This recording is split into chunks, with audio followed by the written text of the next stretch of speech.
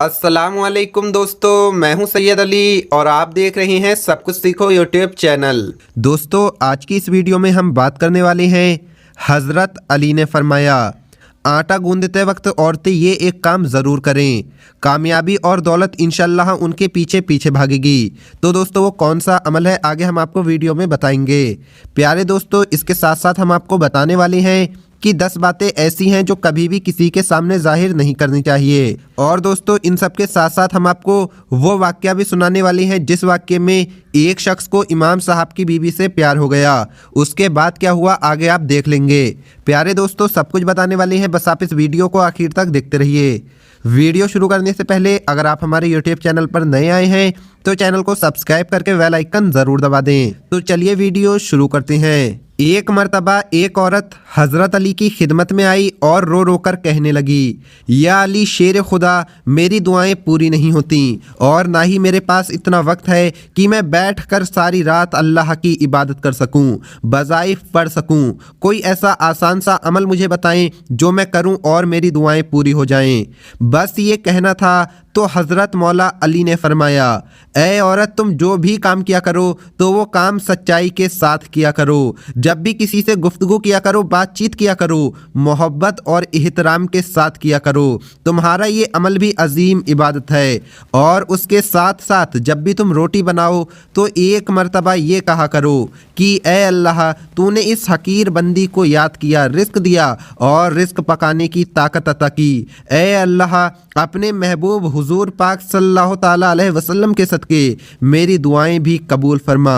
ऐ औरत, याद रखना, जब अल्लाह का रिज्क इंसान अपने लिए या अपने घर वालों के लिए बनाता है और उस वक्त अल्लाह से दुआ मांगता है तो अल्लाह वो दुआ कभी रद्द नहीं करता। दोस्तों अब हम आपको बताते हैं 10 बातें कभी भी किसी के सामने जाहिर ना करें। वो 10 बातें ये हैं। नंबर 1, अपनी पूरी ताकत।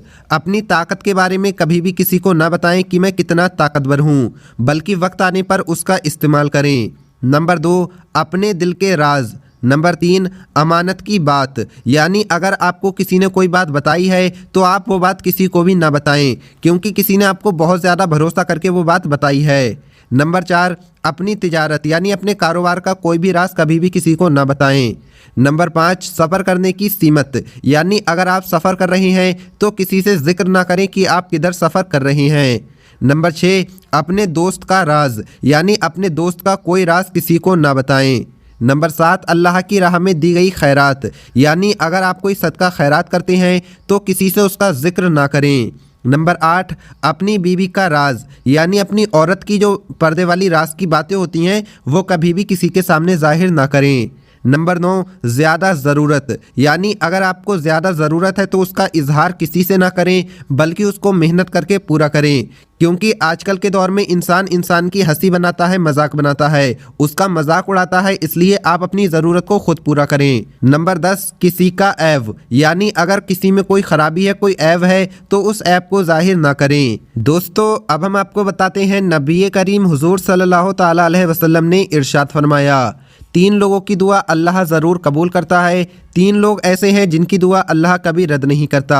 प्यारे दोस्तों वैसे तो हर मुसलमान की हर दुआ कबूल होती है। अगर मुसलमान किसी गलत चीज़ की दुआ ना कर रहा हो तो वो दुआ ज़रूर कबूल होती है, लेकिन लोग सब्र नहीं करते हैं। दुआ के बाद फ़ौरन अल्लाह पाक से शिकायत शुरू कर देते हैं कि ए अल्लाह, तूने हमारी दुआ को कबूल नहीं किया, तूने हमें ये नहीं दिया, वो नहीं दिया।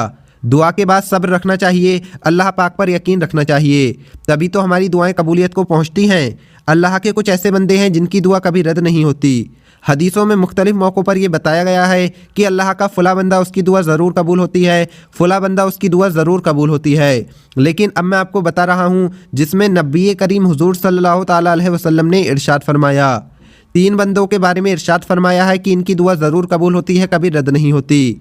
अगर ये 3 लोग किसी के लिए बद्दुआ भी कर दें तब भी इनकी बद्दुआ कबूल हो जाती है। सबसे पहली दुआ मजलूम की दुआ है। मजलूम अगर कोई दुआ या बद्दुआ करे तो अल्लाह उससे कबूल करता है, इसलिए किसी के ऊपर जुल्म नहीं करना चाहिए। जुल्म के मौके पर अगर मजलूम के मुंह से कुछ निकल गया और अल्लाह ने उसकी बद्दुआ को कबूल कर लिया तो फिर जालिम को बहुत बड़ी सज़ा होती है, और वो सज़ा अल्लाह पाक कभी कभी दुनिया में भी चखा देता है।